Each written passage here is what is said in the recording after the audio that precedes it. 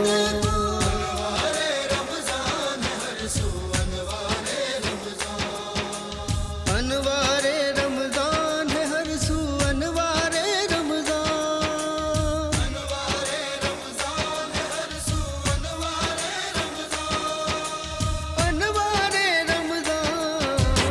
انوارے رمضان ہے ہر سو انوارے رمضان، انوارے رمضان ہے ہر سو انوارے رمضان۔ رمضان المبارک کی خصوصی ٹرانسمیشن میں آپ کو خوش آمدید۔ ڈاکٹر فہیم اربلسٹ کا آپ کو السلام علیکم ورحمۃ اللہ وبرکاتہ۔ اب ہمارا جو ٹاپک ہے وہ ایک جنرل سوالات ہیں، وہ سوالات جو کہ ایک عام مسلمان چاہے کسی بھی مسلک سے اس کا تعلق ہو وہ اس کے جوابات ڈھونڈتا ہے، تو کوشش کریں گے کہ جتنے بھی ہمارے پروگرام بقایا ہیں ان تمام سوالات کے جوابات اپنے چاروں مسالک سے لیں جو کہ ہمارے مہمان ہیں۔ اس وقت اسٹوڈیو میں موجود ہیں جناب طاہر صاحب، مرزا طاہر علی حبیب صاحب، آپ کو خوش آمدید، السلام علیکم، اور علی مرتضیٰ صاحب آپ کو بھی السلام علیکم ورحمۃ اللہ وبرکاتہ۔ بہت شکریہ آمد کا۔ آپ دیوبند مسلک کو اس وقت ریپرزنٹ کر رہے ہیں، آپ اہل تشیع کو، فقہ جعفریہ کو ریپرزنٹ کر رہے ہیں۔ اچھا، پہلا سوال بہت ہی مختصراً میں کروں گا، نماز میں سورہ فاتحہ کے آخر میں بآواز بلند آمین کہنا درست ہے آپ کے نزدیک یا نہیں؟ نہیں، ہمارے یہاں جو ہے آمین کہنا درست نہیں ہے، اس کے بجائے ہمارے یہاں کہا جاتا ہے الحمدللہ رب العالمین۔ اس کی وجہ یہ ہے کہ ہمارے یہاں جو سورہ حمد ہے اس کے آخر میں آخری آیات جو ہیں اس میں یہ کہا جا رہا ہے کہ اے اللہ ہمیں سیدھا راستہ جو دکھا کہتا ہے وہ کہتا ہے کہ آمین، اور جو کہتا ہے کہ قائم رکھ، تو اس کا مطلب ہے کہ ہم قائم رکھے ہوئے ہیں، ہم ہیں سیدھے راہ پر، اس لیے ہم یہ سمجھتے ہیں، ہم اس کو کہتے ہیں الحمدللہ رب العالمین، یعنی اللہ کی جو ہے حمد و ثنا ہے، اس کا شکر ہے کہ ہم جو ہے سیدھے راستے پر ہیں۔ جی علی مرتضیٰ بھائی۔ نحمد و نصلی علی رسول الکریم، اما بعد فاعوذ باللہ من الشیطان الرجیم، بسم اللہ الرحمن الرحیم۔ اچھا، پہلا تو یہ ہے کہ آپ ہمارا تعارف کراتے ہیں کہ بھائی دیوبند مسلک۔ اچھا، میں ایک بات بتاؤں کیا، میں تو اصل میں عالمگیریت پر یقین رکھتا ہوں، میں یہاں پہ بطور مسلمان نمائندے کے شاید، اچھا آپ جو کیا بات کہتے ہیں تو میں اس پہ حسن ظن رکھتا ہوں، شاید اب اس سے مراد اسکول آف تھاٹ لیتے ہیں، ورنہ تو اسلام جو ہے عالمگیریت ہے اور میں تمام مسلمانوں کا نمائندہ ہوں۔ سبحان اللہ۔ اور کسی بھی مسلمان کو تکلیف پہنچتی ہے تو وہ گویا کہ ہمیں پہنچ رہی ہے، تمام کلمہ گو۔ اچھا، آپ کا جو سوال ہے وہ یہ ہے کہ آمین جو ہے وہ کیا نام ہے بالجہر یعنی کہ آواز سے کہنی چاہیے، اور یا جو ہے وہ آہستہ آواز میں جو ہے وہ کہنی چاہیے۔ تو اس میں جو ہے اہل سنت میں جو ہے اسکول آف تھاٹ ہیں، جیسے فقہ حنفی ہے تو ان کے ہاں جو ہے، اچھا اس میں جو چار فقہ ہیں اس میں جو اختلاف ہے یہ بھی میں آپ کو بتا دوں کہ یہ کوئی حرام حلال والا نہیں ہے، بلکہ جواز اور عدم جواز، افضل اور غیر افضل، افضل اور غیر افضل کا ہے۔ یعنی کہ فقہ حنفی کہ ہاں جو ہے وہ آہستہ آواز میں کہنا جو ہے وہ افضل ہے، کیونکہ جس کو آپ جو ہے وہ کہہ رہے ہیں وہ جو ہے وہ سن رہا ہے، ہاں دلوں کے حال بھی جو ہے وہ جانتا ہے۔ تو اور جو فقہ شافعی ہے اہل سنت میں ہی، تو ان کے ہاں جو، اور اسی طریقے سے حنابلہ ہیں تو ان کے ہاں جو ہے آواز سے جو ہے وہ کہنا زیادہ افضل ہے۔ رفع الیدین میں نے بتایا، اس میں بھی اہل سنت کے اندر جو ہے وہ کیا ہے، اسکول جو چار فقہ ہیں اس میں خاص طور پر فقہ شافعی ہے اور فقہ حنبلی ہے، تو اس میں جو ہے وہ رفع الیدین کرنا جو ہے جائز ہے۔ یعنی کہ اچھا، یہ بھی رفع الیدین اور عدم رفع الیدین کا جو اختلاف ہے یہ بھی افضلیت غیر افضلیت ہے، فقہ احناف اور مالکیہ اور فقہ شوافع اور حنابلہ میں افضلیت، یعنی رفع دین کر لیں تو بھی نماز ہو جائے گی، افضل نہیں ہے، اور آپ اگر آمین زور سے کہہ دیں تو یہ بھی ہے، اللہ آپ کو بھلا کرے، دونوں کے نزدیک۔ اور یعنی آپ یہ عوام میں ایسا تو لگتا ہے جیسے کوئی بس جنگ مگر یہ ایسا نہیں ہے افضلیت۔ امام شافعی رحمۃ اللہ علیہ، جب امام ابو حنیفہ رحمۃ اللہ علیہ کے جو ہے وہ وہاں گئے، ان کی قبر مبارک کی زیارت کرنے کے لیے گئے، تو وہاں امام صاحب کے جو ہے وہ اس میں یعنی کہ اعزاز میں تو آپ نے رفع یدین نہیں کیا، اور بغیر رفع یدین کے جو ہے وہ نماز پڑھی۔ تو اس کا یہ پتہ چلا کہ یہ ایک علمی مسئلہ ہے، اور افضلیت اور غیر افضلیت کا. اور تو جو معاملات وہ ہوں تو دونوں کے پیچھے اگر آپ رفع یدین کر رہے ہیں تب بھی آپ کی نماز ہو جائے گی، اور اگر آپ رفع یدین کرنے والوں کے پیچھے پڑھ رہے ہیں تب بھی ہو جائے گی، اور اگر عدم یا رفع یدین کرنے والوں کے پیچھے جو ہے وہ آپ نہیں پڑھ رہے، تو یہ کوئی کفر اور اسلام کا کوئی مسئلہ نہیں ہے. جی رفع یدین. ہمارے یہاں رفع دین مستحب ہے، اور ہمارے یہاں جو ہے مطلب خصوصاً تکبیرۃ الاحرام میں وہ واجب ہے کہ جو ہے نا آپ ہاتھ اٹھائیں، جو ہے رفع یدین کریں. رفع یدین کا مطلب ہے کہ کانوں تک ہاتھ لے جانا، یہ جو ہے اس میں واجب ہے. باقی تمام تکبیرات جو ہوتی ہیں نماز کے اندر اس میں مستحب ہے. اگر آپ کرتے ہیں تو ٹھیک ہے، نہیں کرتے ہیں تو کوئی بات نہیں ہے.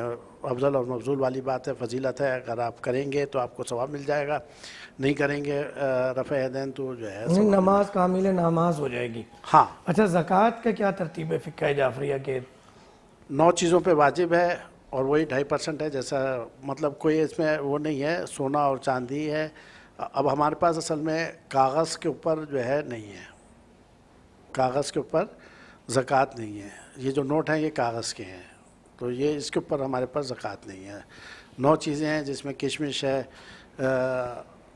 گندم ہے، اور دیگر چیزیں ہیں. 9 چیزیں ہیں. ہاں وہ کشمش ہے، کھجور ہے. تو 9 چیزیں ہیں جس کے اوپر زکوٰۃ واجب ہے. اور ظاہر ہے کہ شہر کراچی کے اندر جو ہے نا وہ زکوٰۃ یہاں پر جو مطلب فقہ حنفی کا مسئلہ ہوتا ہے کہ آمدنی پر ہے. ہمارے ہاں آمدنی کے اوپر خمس ہوتا ہے جو 20% ہے. خمس جو ہے وہ اس میں 2 حصے ہوتے ہیں، ایک سہم سادات 10% اور 10% سہم امام. سہم سادات جو ہے وہ صرف سادات کو جاتا ہے، غیر سادات اس میں حصے دار نہیں ہوتے. سہم امام میں جو ہے وہ دنیا بھر کے سارے کام جو بھی آپ لینا چاہتے ہیں غیر سادات، اور جو ہے نا ان کی مدد کرنا ہے، روڈ بنانا، مسجد بنانا، مدرسہ بنانا، درخت لگانا، جو بھی آپ کام کریں سہم امام سے کیا جائے. مطلب 10% جو ہے اس میں سہم امام ہے، اور 10% سہم سادات ہے. 10% وہ صرف سادات کو جاتا ہے، سادات کے علاوہ کسی کا حق نہیں ہے. جی علی مرتضیٰ بھائی. اچھا جیسا کہ علامہ صاحب نے فرمایا کہ فقہ حنفی میں آمدنی، اچھا اس میں تفصیل ہے ہمارے یہاں. اچھا آپ نے جو مثال کے طور پر یہ پوچھا ہے تو اس میں آپ زکوٰۃ میں آپ کیا پوچھنا چاہ رہے ہیں؟ ذرا تھوڑا سا آپ فہیم بھائی اس کو ایکسپلین کریں گے. زکوٰۃ میں کئی سوالات ہیں. زکوٰۃ کا مین ایک ہی سوال ہے کہ زکوٰۃ کس پہ واجب ہے، کس طرح واجب ہے، کس کو دے سکتے ہیں، کیا اس کے مصرف میں استعمال ہو سکتی ہے. اچھا ہمارے ہاں جو ہے وہ یہ ہے کہ صاحب نصاب ہونا جو ہے وہ شرط ہے. ہمارے ہاں صاحب نصاب جو ہے وہ اس کو کہا جاتا ہے 52.5 تولے جو ہے وہ چاندی ہے، اور 7.5 تولے جو ہے وہ سونا. اگر یا اس کے مالیت کی رقم، اس کے مالیت کی رقم آپ کے پاس جو ہے وہ موجود ہو مالیت. جو ہم یہ کہتے ہیں نا جو کاغذ کا نوٹ ہے، تو ہم یہ کہتے ہیں کہ یہ جو کاغذ کا نوٹ در حقیقت یہ سونے کے ہی اصل جو سامان ہے وہ سونا چاندی ہے. اور یہ جو کاغذ کا نوٹ ہے جیسا کہ آپ کو بتایا، اس کا مطلب یہ ہوتا ہے کہ اس کے بقدر سونا جو ہے وہ جو ہے آپ کا جو ہے اسٹیٹ بینک کے اندر جو ہے وہ رکھا ہوا ہے. تو ہمارے یہاں جو ہے وہ نقد جو نوٹ ہوتے ہیں تو اس پر بھی اس کو یعنی اور آسان کر دوں کہ پہلے دور میں سونا رکھا جاتا تھا، جمع کیا جاتا تھا، آج وہ نوٹ جمع کیے جاتے ہیں. ہاں. تو اس سے اس کو جو ہے نا سامان اصلی جو ہے نا جب سے دنیا بنی ہے تو سونا اور چاندی ہی رہے. یہ تو اور جب یہ تو تقریباً 100 سال ہوئے ہیں یہ نوٹ کو آئے ہوئے، ورنہ جو تبادلے کی جو صورتحال تھی، جو آپس میں جو تبادلہ کیا جاتا تھا، تو وہ سونا چاندی ہی جو ہے وہ کیا تھی، کرنسی تھی. تو اسی اصل جو ہے وہی تھی.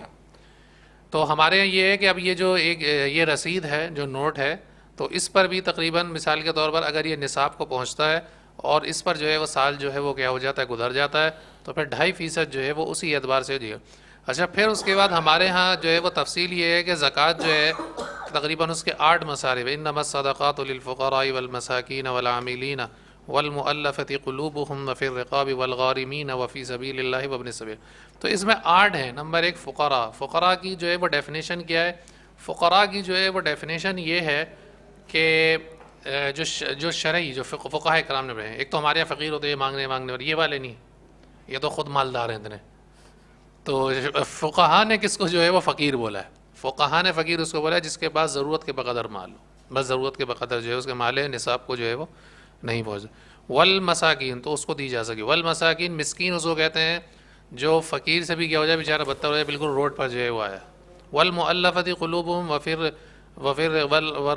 اور اسی طریقے سے شروع اسلام کے اندر جو ہے بعض لوگوں کو زکوٰۃ جو ہے اس لیے دی جاتی جو نئے نئے مسلمان ہوئے تھے ان کی دل جوئی کے لیے. پھر جب حضرت عمر رضی اللہ تعالیٰ عنہ نے جو ہے کا دور آیا تو آپ نے کہا کہ اللہ تعالیٰ نے جو ہے وہ اسلام کو کیا دے دی, اب قوت دے دی ہے, تو لہذا یہ جو تالیف قلب کے لیے زکوٰۃ دی جاتی تھی اس کو جو ہے وفیر رقاب اس دور میں غلام ہوتے تھے ان کو آزاد کرنے کے لیے. آج کل تو غلام ہے ہی نہیں. 100 سال پہلے جنیوا کنونشن ہوا اور غلامی کو جو ہے وہ کالعدم قرار دے دیے گا. والعاملین والمؤلفۃ قلوبہم فی الرقاب والغارمین اور اسی طریقے سے عاملین زکوٰۃ یعنی محکمہ زکوٰۃ کے جو لوگ ہیں ان کو بھی جو زکوٰۃ دی جائے گی وہ محکمہ زکوٰۃ کے اندر جو وہ ہوتا ہے نا جو عاملین یعنی کہ کام کرنے والے جو اسٹاف وغیرہ ہوتا ہے تو زکوٰۃ کے پیسوں سے ہی ان کی جو ہے وہ تنخواہیں وغیرہ.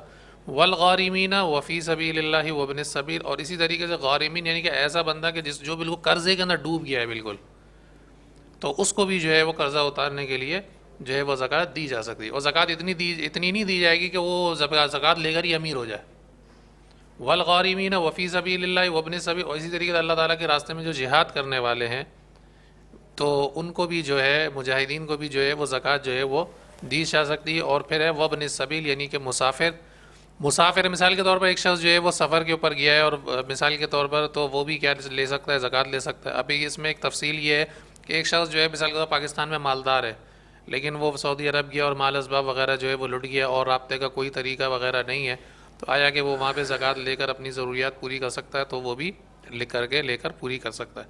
تو اس میں جو ہے کوئی سورہ بقرہ کے اندر جو ہے وہ 8 جو ہے وہ مصارف جو ہے وہ بتائے گئے ہیں جن میں سے 2 جو ہے وہ اب جو ہے وہ منسوخ ہو چکے ہیں, تو 6 جو ہے وہ بھی جو ہے وہ یہاں پر موجود ہیں.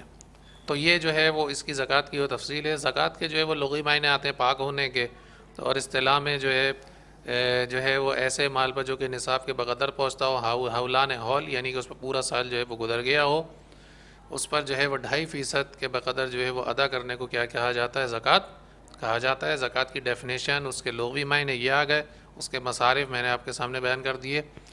جی یہ آپ کے پاس آؤں گا سوال لے کے.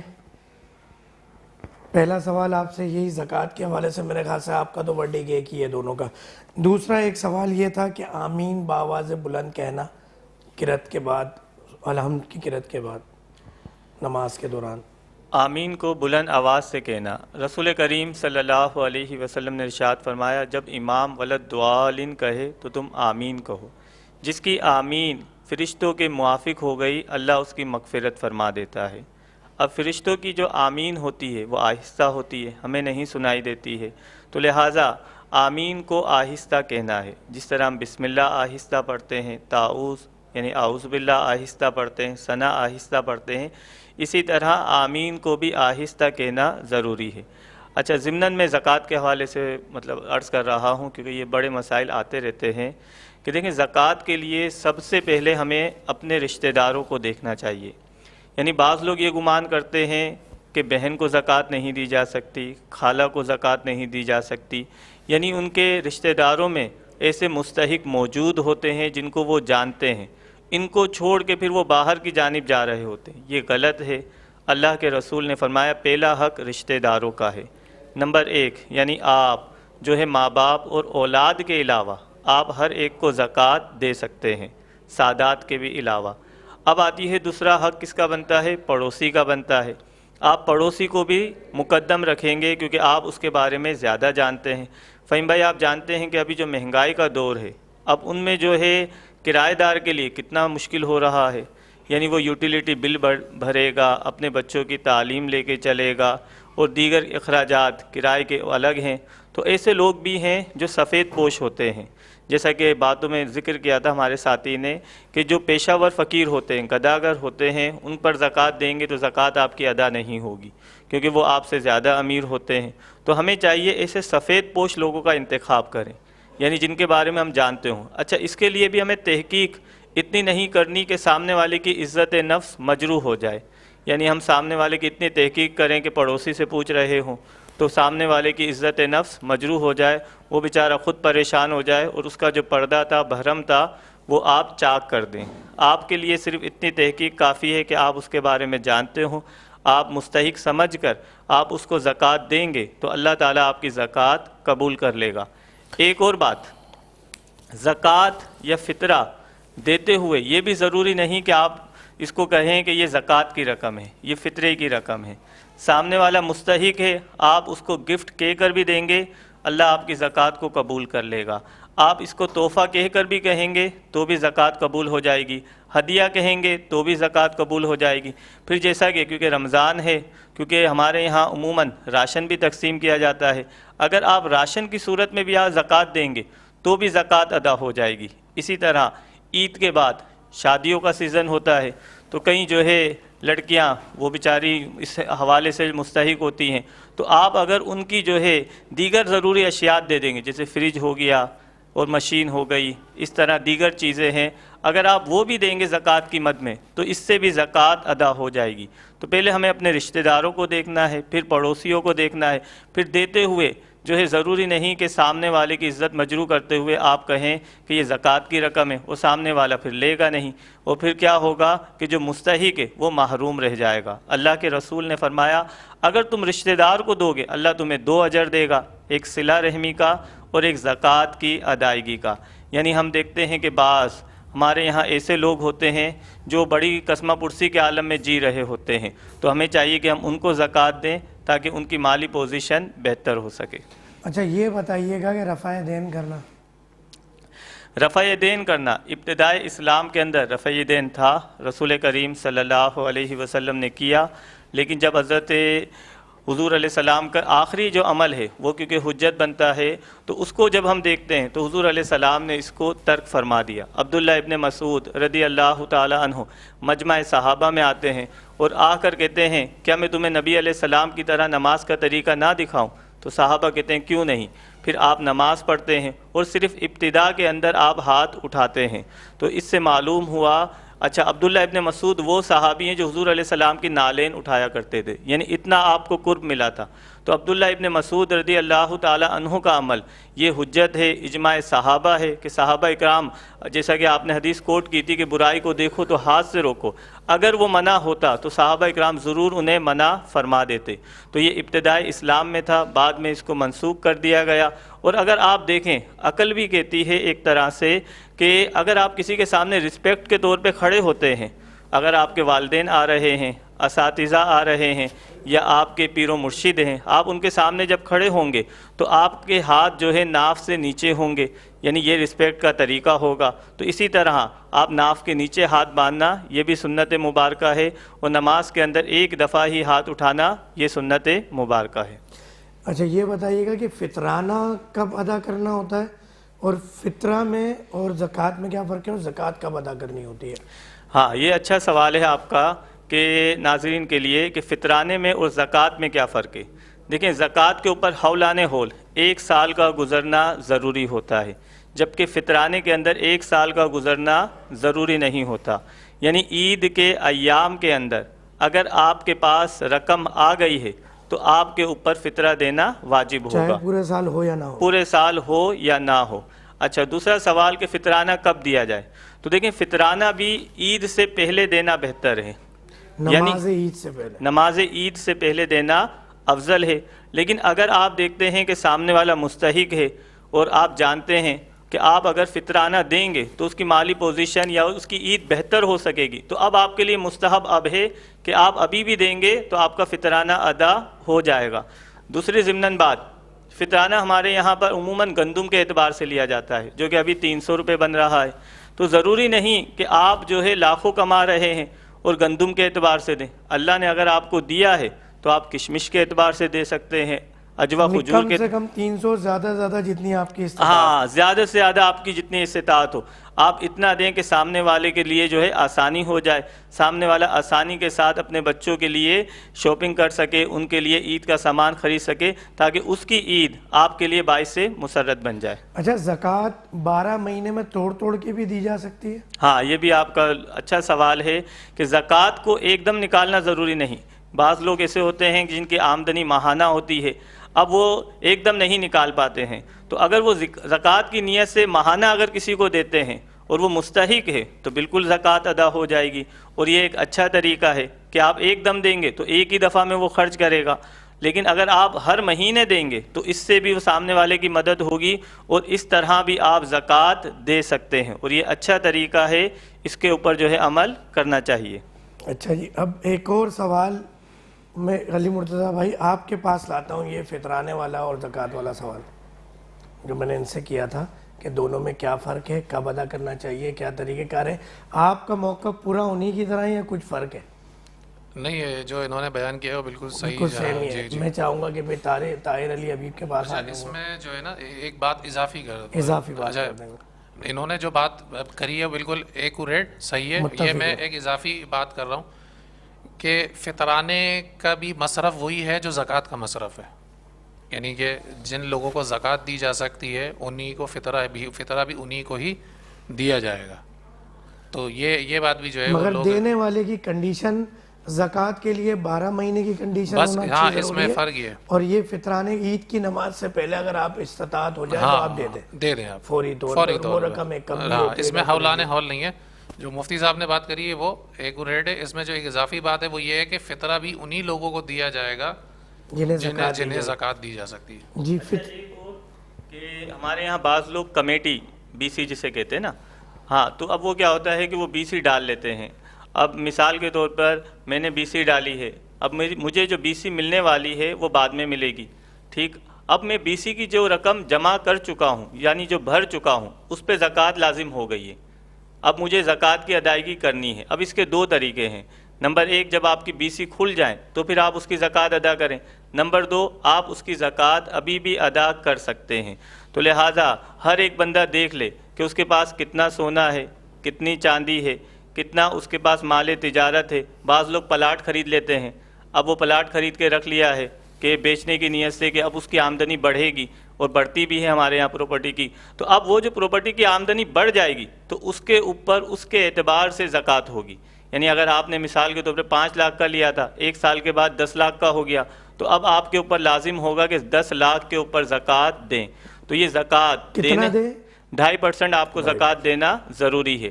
اچھا، ہمارے یہاں کیا ہوتا ہے، زکوٰۃ نہیں دیتے، اس کا نتیجہ نقصان کی صورت میں ظاہر ہوتا ہے. اللہ کے رسول نے فرمایا تم زکوٰۃ دو، اللہ تمہارے مال کی حفاظت کرے گا.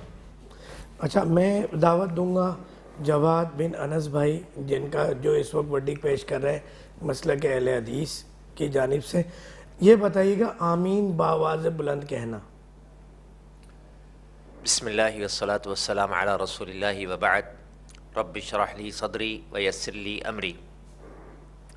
دیکھیں جی، آمین بآواز بلند کہنے سے متعلق ایک اختلافی مسئلہ ہے، لیکن اللہ کے نبی صلی اللہ علیہ وسلم کی صحیح حدیث موجود ہے کہ صحابہ کرام کہتے ہیں کہ اتنی اونچی آواز سے آمین کہی جاتی کہ مسجد گونج جایا کرتی تھی. ٹھیک ہے.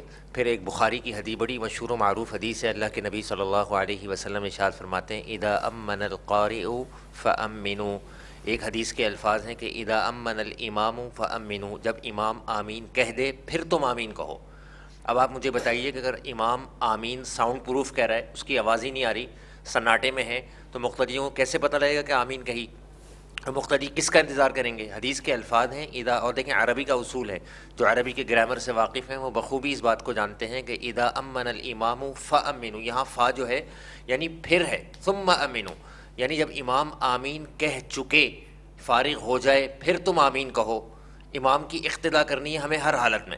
اور جو لوگ امام کی اقتدا نہیں کرتے، امام کے ساتھ ساتھ رکوع میں چلے جاتے ہیں، امام کے ساتھ ساتھ سجدے میں، جیسے آج کل کا ٹرینڈ ہے، امام نے اللہ اکبر کا، حضرت الامام صاحب تراویح پڑھا رہے ہیں اور وہ بھی سجدے میں پہنچ ہی نہیں پائے، لیکن مقتدی آدھی مسجد جو ہے وہ سجدے میں پہلے سے پہنچ گئی، کیونکہ آپ کو پتہ ہے تراویح میں سب فارم میں چل رہے ہوتے ہیں اور بڑی انگلش تراویح چل رہی ہے. کراچی کی بعض مساجد میں ماشاءاللہ تبارک اللہ حافظ صاحب قرآن مجید اوہو ایسے اسٹائل میں وہ اٹھک بیٹھک کی فارمیلٹی پوری ہوتی ہے کہ آج لگتا ہے کہ ایکسرسائز کر رہے ہیں.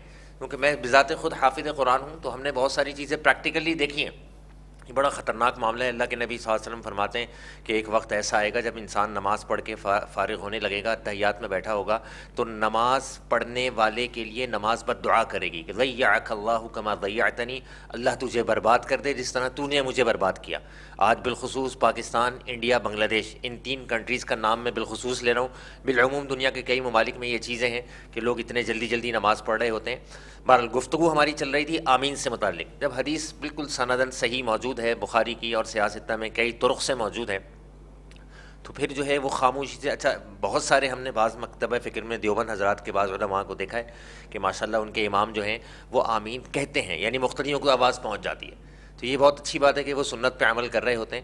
مقتدی بھی بعض اونچی آواز سے اگرچہ نہیں کر رہے ہوتے, مگر بعض مساجد میں ہلکا سا آمین, ایک خاص طور پہ ڈیفینس اور کلفٹن والی بیلٹ جو ہے کراچی کی, یہاں پہ یہ چیز کیونکہ بہت سارے اوورسیز کنٹریز سے رہ کر آ چکے ہوتے ہیں, بہت ساری چیزیں وہ ود ریفرنسز چیک کر رہے ہوتے ہیں. اب تو سوشل میڈیا کا دور ہے, اب تو فریقین کے دلائل دیکھے جاتے ہیں, چیک اینڈ بیلنس, دنیا دار آدمی چیزوں کو مانیٹر کر رہا ہوتا ہے, اسے پتہ لگتا ہے کہ جی کون سی بات کس کی کس پرلے میں کہاں تک صحیح ہے. تو بہرحال آمین اونچی آواز سے کہنا یہ اللہ کے نبی صلی اللہ علیہ وسلم کی سنت بھی ہے, صحابہ اکرام کا عمل بھی ہے. تو اللہ تعالی ہم سب کو اس کا عمل بنائے. اچھا کچھ جواب دینا چاہ رہے ہیں تو پھر بڑا اچھا موقع ہے. بسم اللہ الرحمن الرحیم. اچھا حدیث جو بیان کی گئی کہ بھئی امام آمین کہے آپ بھی آمین کہے, تو یہ حناف کے ہاں صحیح ہے حدیث, اور آمین بھی کہی جاتی ہے. اچھا مسئلہ یہ ہے کہ اصل میں آمین بالجہر, اچھا جہر کس کو کہا جاتا ہے؟ جہر یہ ہوتا ہے کہ دوسرا والا بھی, دوسرا جو ہے انسان جو ہے وہ سن لے, اور آمین یعنی کہ آہستہ آواز کا آمین یہ ہوتا ہے کہ انسان خود سن لے. اچھا پھر اس کے بعد بعض علماء دیوبند, بعض علماء دیوبند کی بات نہیں ہے, بعض جو جتنے بھی اہل سنت کے علماء ہیں اور جو امام صاحب ہیں, یہ ڈاکٹر صاحب بیٹھے ہوئے, یہ بھی ایگری کریں گے, سب آمین کہتے ہیں. اور جتنے بھی جو وہ ہیں اپنا مقتدی حضرات ہیں تو وہ بھی آمین, بعض نہیں کہتے, اہل سنت کے جتنے بھی جو ہیں وہ سب ہی جو ہے وہ آمین کہتے ہیں. اچھا باواز, میں نے آپ کو بتایا نا باواز بلند کی ڈیفینیشن میں نے آپ کو بتائی, اور آہستہ کی میں نے آپ کو جو ہے وہ آپ کو بتائی. اچھا پھر اس کے بعد جب امام صاحب جو کہ نام ہے آمین کہتے ہیں, چونکہ ایک مائک ہوتا ہے ہمارے یہاں, آہستہ آواز کی میں نے ڈیفینیشن بتائی کہ انسان خود سن لے. تو یہ جو حدیث بیان کی گئی ہے کہ جب امام آمین جو ہے وہ کہے گا تو مقتدی بھی آمین کہے گا, تو آمین تو کہنے میں تو کوئی وہ نہیں ہے. اچھا پھر اس کے بعد یہ تو ہو گئی بات کلیئر. اچھا جہاں تک یہ آمین بالجہر کا مسئلہ ہے, اور جو ہے وہ آمین جو ہے وہ آواز سے اور آہستہ آواز سے کہنے کا مسئلہ ہے, تو یہ مسائل صدیوں پہلے حل ہو چکے, اور کسی نے جو ہے جو مثال کے طور پر فقہ شافعی کے جو ماننے والے ہیں وہ جو ہے وہ باواز بلند آمین کہنے کا جو ہے وہ قائل ہیں, اور اسی طریقے سے فقہ حناف کے جو کہنے والے ہیں وہ.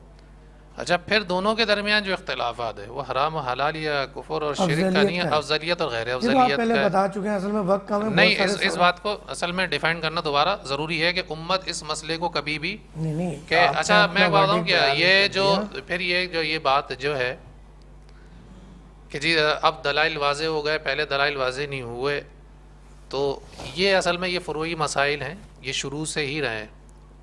اچھا اگر اس بات کو دوبارہ دہرانا لازم ہے, امام شافعی رحمۃ اللہ علیہ امام صاحب کے جو ہے وہ زیارت کرنے کے لیے ان کے جو ہے وہ قبر پہ گئے, تو وہاں جا کے آپ نے جو ہے نہ رفع یدین کیا اور نہ, تو اس سے یہ پتہ چلا کہ یہ جو مسائل ہیں یہ افضلیت اور غیر افضلیت کے ہیں. کوئی کر لے گا اس کی بھی نماز ہو جائے گی, نہیں کرے گا اس کی بھی نماز نہیں آتا ہے. اور راجے اور مرجوح کے جو ہے وہ یہ ہے, کوئی اگر کہہ رہا ہے تو وہ بھی جو ہے وہ صحیح ہے, جو نہیں کہہ رہا وہ دونوں طرف جو ہے وہ دلائل ہیں. آپ کا میسج ناظرین تک پہنچ گیا ہے. میں ایک دفعہ پھر جواد بھائی کو تھوڑا سا مائک, جواد بن انس بھائی کو مائک دیں گے. ایک چیز کو یہ کلیئر کر دیں کہ جس طرح علی مرتضیٰ بھائی نے کیا, ڈیفینس کلفٹن والے صرف آمین نہیں کہتے, جھوپڑ پٹی والا, اورنگی ٹاؤن میں, مواج گوٹ میں, لیاری میں, سنگو لینڈ میں, تو جتنے بھی ہیں, اور چاہے وہ چھوٹی سی خدا کی بستی میں, چاہے انہیں آپ کہیں بھی جا کے پہنچا, ہاں سب آمین کے جو ہے وہ قائل ہیں. اچھا یہ جواد بھائی بتائیے گا کہ اگر آمین نہیں کہی نماز کامل ہو جائے گی ہاں یا نہ؟ مختصر دیکھیں تیز جیسا کہ ابھی شیخ صاحب نے فرمایا کہ آمین سب کہتے ہیں، اس میں کوئی شک نہیں ہے. آمین جو ہے وہ ضروری اتنی آواز سے ضرور کہنی چاہیے کہ کم از کم بعض روایات سے ہمیں معلوم ہوتا ہے. جی نہیں کہی جان بوجھ کے قصدن، دیکھیں قصدن تو میں نہیں سمجھتا کہ کوئی بھی مسلمان کسی بھی تیز مکتبہ آواز فکر میں کا نہیں کہے. نہیں بہت سارے ہیں نہیں تیز آواز میں اگر برابر نہیں کہتے، اور ویسے بہت ساری مساجد میں ایسے ہیں بالکل ساؤنڈ پروف آمین ہوتی ہے کہ وہ برابر والا تو بہت دور کی بات، اپنے آپ کو بھی آواز نہیں آ رہی ہوتی. تو یہ خلاف سنت عمل ہے. اونچی آواز سے نماز ہو جائے گی، جی نماز قبول کرنے والی ذات اللہ نماز کی ہو ہے. جائے گی قبول تو یہ تیز اللہ آواز میں کو معلوم ہے، یہ اللہ کو معلوم ہے، لیکن خلاف سنت عمل ہو رہا ہے. اللہ کی بخاری کی حدیث ہے، اللہ کے نبی صلی اللہ علیہ وسلم نے فرمایا، حکمت کی بات نہیں، صلو کما رأیتمونی اصلی، نماز اس طرح پڑھو جس طرح تم نے مجھے نماز پڑھتے ہوئے دیکھا. ہمیں صحیح سند کے ساتھ یہ بات ملتی ہے کہ مسجد گونج جاتی تھی. اگر سب آہستہ آہستہ بھی کہیں تو انشاءاللہ گونج جائے گی. یہ آپ نے صحیح کہا کہ یہ اتنا بڑا کوئی مارکا نہیں ہے، ٹھیک ہے، اور اتنا بڑا مسئلہ نہیں ہے. لیکن بات یہ ہے کہ بعض مساجد میں اب بھی کراچی میں بالکل ساؤنڈ پروف آمین ہوتی ہے. اگر کوئی شخص ہلکی سی آواز بھی نکال لے تو امام صاحب اسے ڈانٹ دیتے ہیں. اور شیخ صاحب اس بات کی تائید بھی کریں گے، ان کا نام مسجد کا ادارے کا نام لینا مناسب نہیں ہے. جو یہ برخوردار کہیں تم جو ہے وہ سبزی منڈی پرانی تھی طرف تو نہیں جا رہے؟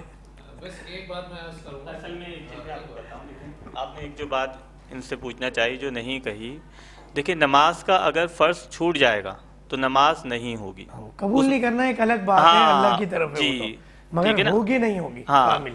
اچھا نماز کا اگر فرض چھوٹ جائے گا نماز نہیں ہوگی. تو یہ فرض نہیں ہے آپ کے نزدیک، اگر کہہ بھی دیں تو ہو جائے گی، نہیں بھی کہیں تو ہو جائے گی. جی میں تینوں باتیں بتا ایک سوال کا جواب میں تینوں باتیں چاہ رہا تھا آپ کو بتا دوں. اگر نماز کا فرض چھوٹ جائے گا تو نماز نہیں ہوگی. واجب چھوٹ جائے گا یا جان بوجھ کر چھوڑ دیں گے نماز واجب الاعادہ ہوگی، دوبارہ نماز پڑھنے کا حکم دیا جائے گا. اور اگر کوئی سنت چھوٹ جاتی ہے تو اس کے اندر نماز ہو جائے گی، البتہ ثواب میں کمی ہوگی. تو دیکھیں ہمارے یہاں لوگ کس طرح نماز پڑھ رہے ہیں. اگر آپ مسجد کے گیٹ پہ کھڑے ہو جائیں نا فہیم بھائی اور انٹری لیتے ہوئے کہیں بھائی نماز کے فرائض سناؤ، شرائط سناؤ، یقین کریں کہ 100 میں سے نا 99 نمازی پیچھے سے چلے جائیں گے. بالکل ایسے یہ حالت ہے. اچھا ہمیں جو ہے نا ان چھوٹی چھوٹی باتوں پہ الجھا دیا گیا ہے. آپ ان چھوٹی چھوٹی باتوں پر ویوز لینے کے لیے آپ دیکھیں کس طرح سے جو ہے باتیں کی جا رہی ہوتی ہے. آپ سمجھ گئے ہوں گے کہ کس طرح امت کو لڑایا جا رہا ہے، یعنی اس طرح سے باور کرایا جا رہا ہے کہ جانتے نہیں تھے. اتنا بڑا ہے نہیں، ہم اس پلیٹ فارم سے کہہ رہے ہیں ہمیں نہیں چاہیے ویوز، مگر نماز ہو جاتی ہے. اور چاہے آپ زور سے کہیں یا سلو کہیں یا اچھا ایک سوال اور ہے، ذرا یہ سوال جواد بھائی کی طرف. تیز آواز سے بعض اوقات آپ کو پتہ ہے کہ بھولی ہوئی چیز بھی نماز میں یاد آ جاتی ہے اور انسان اس میں بالکل کھو جاتا ہے. اب وہ جان بوجھ کے نہیں مگر غیر دانستہ طور پر آمین زور سے کہنا بھول گئے تو نماز ہو جائے گی. دیکھیں آپ کے اس سوال کا جواب یہی ہے کہ بالکل ہو جائے گی انشاءاللہ. اللہ قبول کرنے والا ہے، ٹھیک ہے. ہم یہ کسی شخص کے بارے میں ابھی دیکھیں نا، جیسے کہ آپ نے بھی 3 ڈیفینیشنز بتائیں کہ فرض ہے، واجب ہے، سنت ہے. میں اگر یہ سوال کروں کہ یہ فرض اور واجب اور یہ ڈیفینیشن کس نے یہ کی، یہ علماء نے اجتہاد کر کے چیزوں کو ڈیزائن کیا نا. لیکن ہم قبولیت کے لیے قطعاً یہ نہیں کہہ سکتے کہ جو شخص اللہ کو معلوم ہے، لیکن یہ ضرور کہتے ہیں کہ ایک غلطی ہوئی ہے، اس کی نشاندہی ہونی چاہیے، اس کی درستگی ہونی چاہیے، بس انشاءاللہ. اچھا یہ بڑا لمبی ہو جائے گی علی بھائی، اس تھوڑی سی چھوٹی سی، کیونکہ ابھی تو اپنی نیت ماننی ہے، آگے بہت کچھ کرنا ہے. فرض کی، واجب کی اور مستحب یہ بھی اجتہاد ہے. مگر کون سی حدیث، ایک بات ہے، اب یہ بات نکلی پڑی ہے، صرف ایک میں عرض کروں اس کے جب فقہ جعفریہ اجتہاد کر کے اپنے علماءوں کے کوئی چیز سناتی ہیں، کوئی واقعہ یا کوئی بات، وہاں تو ہم کہتے ہیں کہ سکوت اختیار کر لیں کیونکہ یہ قرآن حدیث کا حصہ نہیں ہے اور یہ تاریخی اور علماء اکرام کا اجتہاد ہے تو اس کو چھوڑ دیں. اور جب اپنی باری ہوتی ہے تو اجتہاد پہ آپ لوگ نظام چلاتے ہیں. اچھا اس کی پہلے میں میں اس کا جواب دیتا ہوں. اس سے پہلے جو میں بات کہنا چاہ رہا ہوں وہ کروں گا. فرض کی ڈیفینیشن، واجب کی ڈیفینیشن، سنت کی علامہ صاحب نے اجتہاد. اچھا حدیث کون سی صحیح ہوتی ہے، کوئی صحیح لغیری ہوتی ہے، حسن لغیری ہوتی ہے، ضعیف ہوتی ہے، شاذ ہوتی ہے، یہ جو 16 صفات ہیں حدیث کی یہ بھی علماء نے اجتہاد کر کے وہ بنائی ہیں. اچھا حدیث کو کوئی بھی نہیں جھٹلا سکتا. 16 کی 16 صفحات میں۔ ہاں حدیث، ایک بات میری طرح بات کو ذرا سنیے گا، حدیث کا تو انکار کوئی کر ہی نہیں سکتا، وہ تو کفر ہے۔ بحث ہوتی ہے کہ جن راویوں سے پہنچی ہے ان راویوں پہ بحث ہوتی ہے، دس از اے پوائنٹ۔ اچھا پھر اس کے بعد جب ایک حدیث آپ جب مثال کے طور پر آپ جو ہے وہ کیا نام ہے آپ کے پاس پہنچتی ہے، تو اس میں بھی آپ کو 3 سے 4 یا کہیں 5 راویوں پر آپ کو کیا کرنا پڑتا ہے؟ اطمینان کرنا پڑتا ہے، اعتماد آپ کو وہاں بھی آپ کو کرنا پڑتا ہے۔ اچھا پھر اس کے بعد یہ ہو گئی بات، تو یہ جو ہے یعنی مثال کے طور پر 16 صفات جو قائم کی ہے محدثین نے، تو وہ بھی تو اجتہاد کر کے دی ہے، ان کے پاس بھی وہی نہیں آئی تھی۔ اچھا جہاں تک آپ کہتے ہیں کہ بھئی فقہ جعفریہ جو جب یہ کہتے ہیں کہ جی یہ بات، تو سوال کی نوعیت پر جو ہے وہ بات ڈیپینڈ کرتی ہے کہ آیا کہ سوال کی جو ہے وہ نوعیت وہ کیا ہے، کہ وہ کس ہمیں معاملے جواب میں دینا ہے یا نہیں دینا؟ نہیں جواب دینا ہی نہیں دینا، نہیں وہ بات نہیں ہے۔ اچھا جہاں تک سکوت کا بات ہے تو سکوت بھی جو ہے وہ قرآن مجید سے جو ہے وہ ثابت ہے، حالانکہ یہ جتنے بھی میرے آپ کے ساتھ جو میں نے پروگرام کیے ہیں، میں نے کہیں پر بھی سکوت کا لفظ استعمال نہیں کیا، سوال جواب بھائی کے لیے تھا، لیکن وہ سکوت کو میں پھر بھی بتا رہا ہوں کہ قرآن کو جو ہے لولا اذ سمعتموه قلتم ما يكون لنا ان نتكلم بهذا، حضرت عائشہ رضی اللہ تعالیٰ میں جب تہمت لگی تھی تو قرآن مجید نے جو ہے وہ کیا فرمایا کہ لولا اذ سمعتموه قلتم ما يكون لنا ان نتكلم، جب بعض لوگوں نے جب اس بات کو سنا تھا اور ان کے پاس کوئی پروف بھی نہیں تھا، قلتم ما يكون لنا ان نتكلم بهذا، تو انہوں نے یہ بات کیوں نہیں کہی کہ یار ہمارے لیے مناسب نہیں ہے اس بارے میں جو ہے ہم بات کریں، سبحانک ھذا بہتان عظیم۔ تو ایک تو سکوت کا یہ ہو گیا۔ اچھا پھر اس کے بعد یہ ہے کہ ہمارے جو فقہ جعفریہ اب یہ ہے کہ وہ کون سے جو ہے وہ بات جو کرتے ہیں، اب تک مجھ سے آپ نے جتنے بھی سوال کیے ہیں تو آپ ریکارڈنگ نکال کے جتنے بھی پچھلے آپ دیکھ لیں، تو میں نے یہ نہیں بولا کہ بھائی اس معاملے میں آپ خاموش ہو جائیں، بلکہ میں نے تو آپ کے سامنے ہے۔ باقی یہ جو باقی سکوت کا ہے تو بعض معاملات کے اندر جو ہے وہ بھی قرآن سے ثابت ہے کہ جب کوئی بات آپ کے سامنے واضح نہ ہو تو اس وقت کیا ہو جانا چاہیے، یہ بول دینا چاہیے کہ مجھے جو میرا مینڈیٹ نہیں ہے کہ میں اس بارے میں جو ہے کوئی بات کروں۔ اچھا میں نے جواد بھائی سے بہت سارے لینے، مگر پہلے ایک لائن میں تھوڑا سا اس میں اضافی کر دوں۔ دیکھیں اجتہاد فقہ جعفریہ کا ہو یا کسی کا بھی ہو، آپ اس کو یوں سمجھیں کہ رسول کریم صلی اللہ علیہ وسلم نے ارشاد فرمایا کہ میرے بعد کئی احادیث لوگ وضع کریں گے، جب تمہارے پاس وہ احادیث آئے تو ان کو قرآن پر پیش کرنا، اگر وہ قرآن کے مخالف ہو تو ان کو چھوڑ دینا۔ تو اس سے یہ اصول آ گیا کہ حدیث جس کی شان جو ہے اجتہاد سے بڑھ کر ہے، اسے ہمیں قرآن پر پیش کرنے کا حکم دیا گیا ہے۔ یعنی اگر کوئی حدیث ہے جو قرآن کے صریح حکم سے ٹکراتی ہے تو ہم اس کو رد کر دیں گے، ہم کہیں گے یہ حدیث ہی نہیں ہے، یہ فرمان رسول ہی نہیں ہو سکتا۔ کوئی صحابہ کے اجماع سے ٹکراتی ہے وہ اس حدیث کو بھی ہم چھوڑ دیں گے۔ تو لہٰذا اگر اجتہاد فقہ جعفریہ کا بھی ہو، اگر وہ ہم پیش کریں گے قرآن کے اوپر، اگر موافق ہوگا تو ہم اس کو قبول کر لیں گے۔ یہ اصول جو ہے حدیث کا معاملہ نبی کریم نبی عظیم صلی اللہ علیہ وسلم کے ظاہری پردہ فرمانے کے بعد ختم ہو گیا یا پھر بھی جاری رہا اہل بیت پہ یا صحابہ کرام پہ؟ دیکھیں احادیث کا اطلاق رسول کریم صلی اللہ علیہ وسلم کے قول پر ہوتا ہے، فعل پر ہوتا ہے اور تقریر پر ہوتا ہے، یہ احادیث کا اطلاق ہے، یہ احادیث ہے۔ باقی جو ہے صحابہ کا عمل، اہل بیت کا عمل، یہ بھی دلیل ہے، اہل مدینہ کا عمل، یہ بھی دلیل ہے۔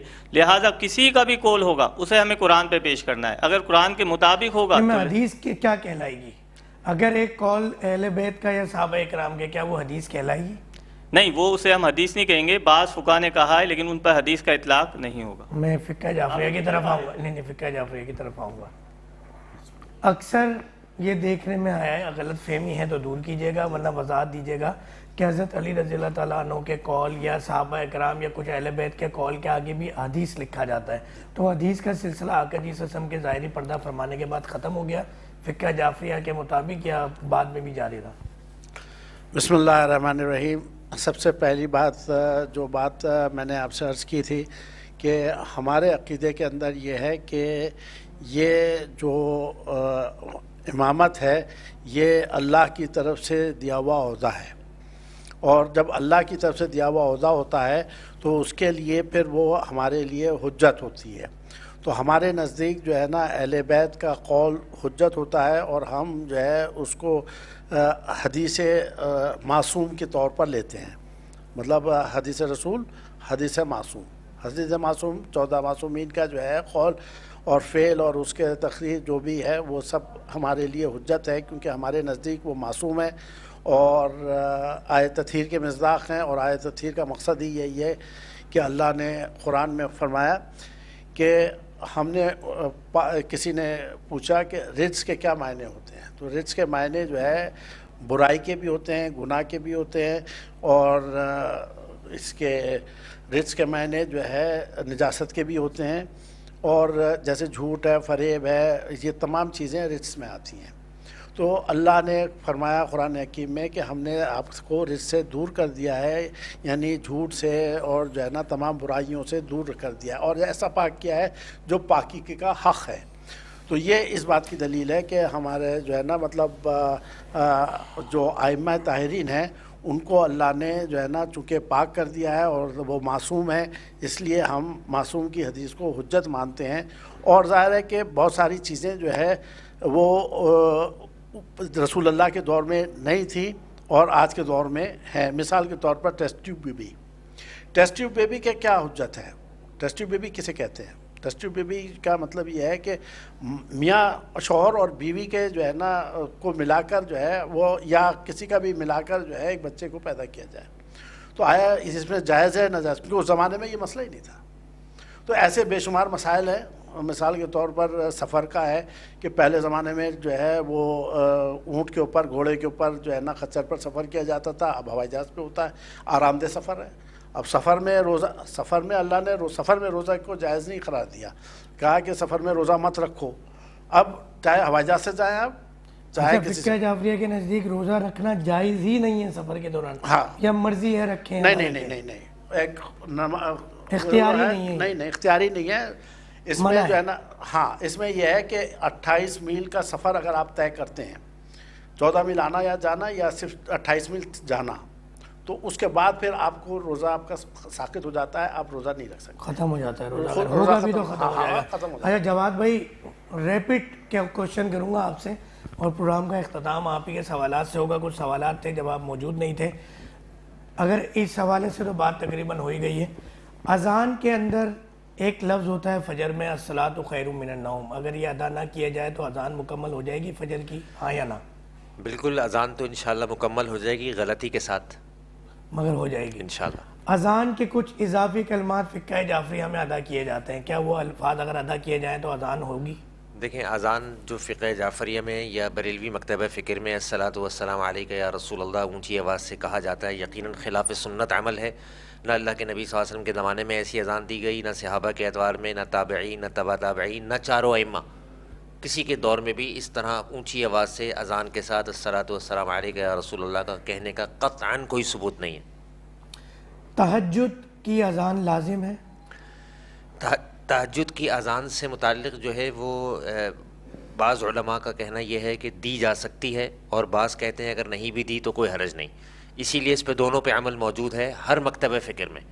بریلوی مکتبہ فکر کا مجھے معلوم نہیں، لیکن دیوبند، اہل حدیث، عرب کنٹریز میں بھی بعض مساجد میں دی جاتی ہے اور بعض میں نہیں۔ اس اذان کا جواب دینا بھی واجب ہے؟ دیکھیں، اذان کا جواب دینے کی تو اتنی فضیلت ہے کہ اگر ہمیں پتہ لگ جائے تو انشاءاللہ جنت پکی ہے۔ خاموش ہو کر، توجہ کر کے، فوکس کر کے ہر اس کا جواب دینا، یہ دینا چاہیے، لیکن آج مسلمانوں کی اکثریت نہیں دیتی۔ مغرب کا جیسے ہی وقت ہوتا ہے روزے کی حالت میں، مؤذن کو چاہیے کھجور، پانی یا کسی بھی چیز سے روزہ کھول کے اذان دے، یا پہلے اذان دے اور اذان کے بعد افطاری کرے، یا اذان کے بعد مکمل نماز کے بعد افطاری کرے؟ دیکھیں، اذان سے پہلے مؤذن کا کھجور پانی کا کھانا، اس کے بعد اذان شروع کرنا، یقیناً یہ غیر مناسب عمل ہے۔ پہلے اذان دیں گے، اس کے بعد وہ گھونٹ لے لیں یا کھجور کا آدھا ایک پیس لے لیں، کوئی یعنی مسئلہ ان کا نہیں۔ روزہ مکروہ تو نہیں ہوگا؟ کیونکہ نہیں، بالکل بریلوی اور اذان دیوبند مسلک کے نزدیک مکروہ ہو جاتا ہے۔ اذان باؤنڈری ہے، اذان اگر دہرایا جائے بتایا تھا گا، آپ نے last time، چلیں بات ہاں، اذان جو ہے یہ باؤنڈری ہے، اذان ہوگی تو پھر آپ روزہ افطار کریں گے، یعنی اذان کے بعد۔ اور اکثر مؤذن اسی طرح ہی کرتے ہیں۔ بعض لا علمی میں، لا شعوری میں غلطی سے پہلے افطار کر لیں اور اس کے بعد اذان دیں تو وہ کر لیتے ہوں گے، وگرنہ ایسا نہیں ہے۔ کسی بھی مکتبہ فکر میں سب اذان دیتے ہیں پہلا کلمہ دینے کے بعد ہی۔ روزہ کھولنے کے لیے روزانہ کھجور کا استعمال ضروری ہے؟ اوہو، کھجور پہ تو میرا پورا لیکچر ڈیزائن ہے۔ اگر کھجور کی افادیت آپ کو پتہ لگ جائے، دبئی میں، سعودیہ میں ہم نے اپنی آنکھوں سے دیکھا ہے کہ جس طرح پاکستان میں عید الاضحیٰ کے موقع پہ ڈیپ فریزر کھڑک کر کے سیل آؤٹ ہوتے ہیں اور لوگ ڈیپ فریزر کے ریٹ اوپر چلے جاتے ہیں، اس طرح عرب کنٹریز میں گرمیوں میں جب کھجوروں کا سیزن ہوتا ہے اس ٹائم لوگ ڈیپ فریزر نئے خریدتے ہیں، ڈبہ پیک، اور آپ کو حیرت ہوگی، ہم نے اپنی آنکھوں سے دیکھا عرب لوگ جو ہے ڈیپ فریزر میں نیچے سے لے کے اوپر تک صرف کھجوریں فریز کر دیتے ہیں اور پورا سال کھاتے ہیں کھجوروں کا فائدے سے متعلق۔ صرف میں صحابہ کا ایک عمل آپ کو بتا دیتا ہوں جو بڑا حیران کن ہے کہ صحابہ اکرام جو ہے بطور لنچ، بطور ڈنر، بطور بریک فاسٹ وہ کھجور کا استعمال کرتے تھے۔ 4-4 6-6 مہینے کا سفر اور زیادہ راہ کیا ہے، صرف 2 چیزیں، ایک کھجور اور ایک پانی، اس پہ زندگی رہتی تھی۔ تو یہ اتنی طاقتور غذا ہے۔ فضیلت ہے کھجور کی، افطار کے لیے کھجور کا ہونا لازم، ہاں یا نہ؟ افضل، بہتر، سنت ہے، حدیث میں اور چیزیں بھی موجود ہیں۔ نماز جماعت کے ساتھ ضروری ہے، ایسا قطعاً نہیں ہے، اگر انفرادی طور پہ یہ پڑھ رہا ہے، لیکن جماعت سے پڑھنے کی یقیناً فضیلت تو زیادہ وتر ہے۔ پڑھنے کا اصل وقت، وطر پڑھنے کا اصل وقت یہ اوپن چھوڑا ہوا ہے اللہ کے نبی صلی اللہ علیہ وسلم نے، آپ نے کوئی وقت مخصوص نہیں کیا، لیکن یہ ضرور کہا کہ رات کی آخری نماز وطر ہونی چاہیے۔ تراویح لازم ہے، واجب دیکھیں ہے، فرض ہے۔ لفظ تراویح ذخیرہ احادیث میں ذکر نہیں ہے۔ تہجد، قیام اللیل، رات کی نماز، یہ سب ایک ہی چیز کے نام ہیں جو مختلف کہا جاتا ہے۔ بہت سے لوگ اس کو تہجد کو الگ سمجھ رہے ہوتے ہیں، رمضان میں یہی تہجد ہے، یہی قیام اللیل ہے، یہی تراویح ہے، یہی سب کچھ ہے۔ اور اس کا وقت جو ہے وہ اس میں بعض لوگ یہ بھی کہتے ہیں کہ جی اس کے لیے سونا شرط ہے، اگر نہیں سوئیں گے تو تہجد ہی نہیں پڑھی جا سکتی۔ اس کا بھی ذخیرہ احادیث میں کوئی دلیل نہیں ہے۔ یہ بعض لوگوں کا اجتہاد ہے کہ جی سونا شرط ہے پھر تہجد پڑھیں گے، لیکن بات یہ دین دلیل کا نام ہے قرآن حدیث سے، جب دلیل نہیں ہے تو پھر ہم ٹھوکم ٹھاکی سے گریز کریں۔ تہجد کسی بھی وقت پڑھی جا سکتی ہے، عشاء کے بعد، رات کے تقریباً 12 بجے، رات کے آخری پہر میں پڑھنا افضل، بہتر قول مگر مجھے الراجح۔ ڈر ہے کہ میں سو جاؤں گا، میری آنکھ لگ جائے گی، اگر تو کوئی میں شخص پہلے پڑھ لیتا ہے 12-1 بجے بھی پڑھ سکتا ہوں، سکتے ہیں، تہجد ہو جائے گی، بالکل قبول پڑھ کرنے والی ذات وہی اللہ کی ہے۔ انشاءاللہ۔ قصر نماز، اگر میں حرمین شریفین میں ہوں تو مجھے نماز پوری پڑھنی ہے یا سفر کی پڑھنی ہے، جبکہ وقت 5-7 دن سے کم ہے سفر کا، اور کلومیٹر بھی زیادہ ہے، قیام کا وقت 5-7 دن سے کم ہے۔ دیکھیں نماز قصر کرنے سے متعلق علماء کے جو اختلافات ہیں ان کو جب جمع کیا گیا تو کم و بیش 50 کے قریب ہیں، اور سب ایک دوسرے سے مختلف ہیں، ٹھیک ہے۔ لیکن سفر میں قصر کیا جائے گا۔ اگر آپ حرم میں مکہ مدینے میں جماعت سے نماز پڑھ رہے ہیں تو مکہ کے حرم میں پڑھیں گے 1,00,000 نمازوں کا ثواب، مدینے کے حرم میں پڑھیں گے تو 1,000 نمازوں کا ثواب، تو آپ حرم میں جماعت سے ہی پڑھیں۔ لیکن اگر جماعت نکل جاتی ہے تو آپ یقیناً قصر کریں گے۔ اور یہ بتائیے گا کہ اگر قصر مجھ پہ اس وقت ہے، یعنی قصر کے زمرے میں آتا ہوں، مگر میرا دل کر رہا ہے مکمل نماز کا، تو میں پڑھ سکتا ہوں؟ کوشش کریں کہ شریعت میں ہم دل کی بات نہ مانیں، اللہ کے نبی صلی اللہ علیہ وسلم کا طریقہ مانیں، جس طرح صحابہ نے سمجھا اس کو فالو کریں۔ روزے کی حالت میں غلطی سے کچھ بھی کھا پی لیا جائے، روزہ ذرہ برابر بھی روزے میں فرق نہیں پڑے گا۔ کھانا پینا تو دور کی بات، اگر منڈ کے کھانا کھا لیا اور اینٹ سے اینٹ بجا دی تب بھی روزے پہ ذرہ برابر نہ ثواب میں کمی ہوگی، بلکہ اللہ کے نبی صلی اللہ علیہ وسلم کی حدیث کے الفاظ ہیں کہ یہ اللہ نے کھلایا اور پلایا ہے۔ نفلی روزے کے دوران کوئی مہمان آ جائے یا کوئی عذر ہو، جو عذر اتنی زیادہ بڑی نہ ہو، مگر کوئی مہمان آ جائے یا آپ کو کوئی دعوت پہ بلا لے، تو روزہ کھولا جا سکتا ہے؟ اس پہ کوئی کھول دینا چاہیے بھائی، آسرا نہیں کریں، اللہ روزے کا بھی ثواب دے دے گا اور دعوت کا جو مزہ ہے وہ اپنا اسی ہی ہے۔ سوال کے ساتھ مختصر 1 منٹ رہ گیا، 1 منٹ میں سب نے جواب دینا ہے۔ جی سبحان اللہ۔ یہی سوال اچھا، انہوں نے ایک بات کہی تھی درود و سلام کے اذان کے حوالے سے، اب میں یہ بات کر دوں کیونکہ بسا اوقات ہم صرف اپنے دلائل دیکھتے ہیں، دوسروں کے دلائل نہیں دیکھتے۔ جیسے کہ قرآن پاک میں اللہ تعالیٰ نے ارشاد فرمایا کہ اللہ اور اس کے فرشتے نبی علیہ السلام پر درود نبی بھیجتے کریم ہیں۔ صلی اللہ علیہ وسلم کے دور میں اذان کے ساتھ صلاۃ و سلام پڑھا گیا، ہاں یا نہ؟ دیکھیں حضور علیہ السلام کے دور کی اگر بات کریں گے تو کئی چیزیں نہیں ہاں تھیں، یا لیکن نہ؟ بعد میں ان کو لایا گیا، ٹھیک ہے نا؟ پھر پھر اجتہاد اس ہے نا؟ کی اجتہاد ہوا نا، ہاں مطلب اس اجتہاد کو جو ہے آپ دوسرے کے اجتہاد کو آپ جو ہے، ابھی آپ کہہ رہے ہیں اتحاد کی بات، پھر دوسرے کے اوپر آپ جو ہے بلیم لگا رہے ہیں کہ یار یہ غلط کر سر رہے ہیں۔ اگلے پروگرام میں بدلہ لے لیجئے گا۔ ابھی یہ بتائیں کہ نفلی روزے کی حالت میں اگر ضرورت پڑے یا دل کر رہا ہے روزہ کھولنے کا، یعنی کوئی کھانا کھا رہا ہے، کھانا اچھا لگ رہا ہے، کوئی مہمان آ گیا، آپ چلے گئے، تو دیکھیں رسول کریم صلی اللہ علیہ وسلم نے روزہ رکھا تو آپ علیہ السلام نے جو ہے حضرت بلال کو کہا آؤ ہمارے ساتھ کھانا کھاؤ، تو حضرت بلال کہنے لگے یا رسول اللہ میں روزے سے ہوں، تو حضور علیہ السلام نے فرمایا ہم اپنا رزق کھا رہے ہیں، بلال کا رزق بڑھ رہا ہے۔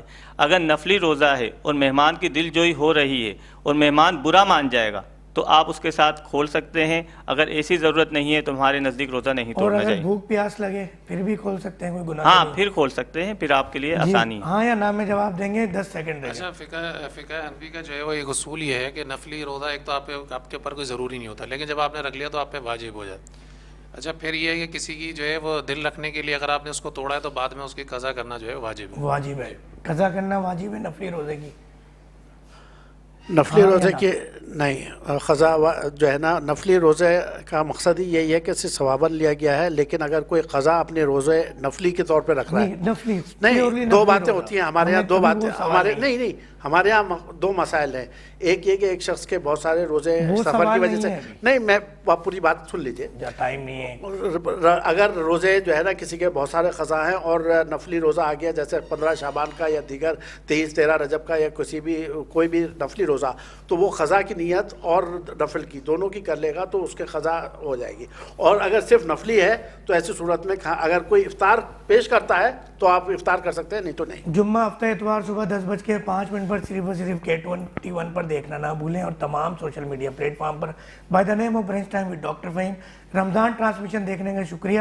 پورے رمضان اس طرح کے بہت اہم سوالات اور آپ کے مسائل کا حل لے کر آئیں گے. السلام علیکم ورحمۃ اللہ وبرکاتہ. پھر ملیں گے عشق محمدی صلی اللہ علیہ وسلم کے ساتھ.